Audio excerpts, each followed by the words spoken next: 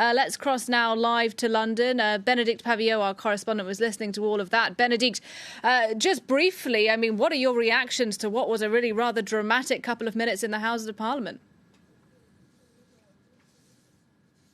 Very dramatic scenes. I would say they are unsurprising. The anger across the country, the anger across the House of Commons, palpable there in those exchanges with that initial statement by the Prime Minister apologising, then saying sorry is not enough, then saying he's going to do things like changes that have been asked for and that are in the conclusions of this 12-page, pared down, redacted, watered down, some say, because of that ongoing police investigation. And amongst the changes, you heard groans when the Prime Minister said he was going to create an office of the Prime Minister. He acknowledged seemingly that there are problems both in Downing Street and in the structure of Downing Street and the way it works with the rest of government, particularly the Cabinet Office.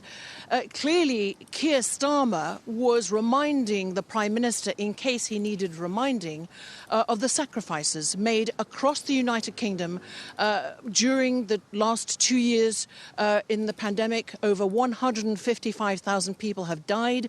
Many had to say goodbye of those deaths, parents, loved ones, to their loved ones via a phone or a screen on a device because of the strict regulations.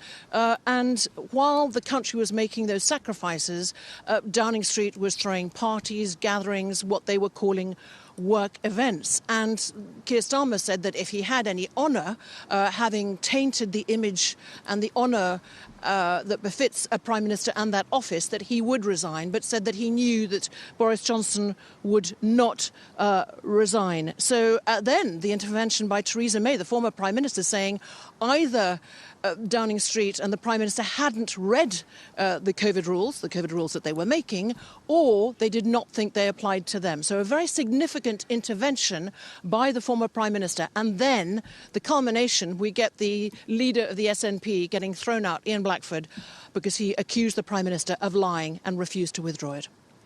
Benedict Pavillot, those dramatic scenes are still going on in the Houses of Parliament. Thanks very much indeed for your analysis.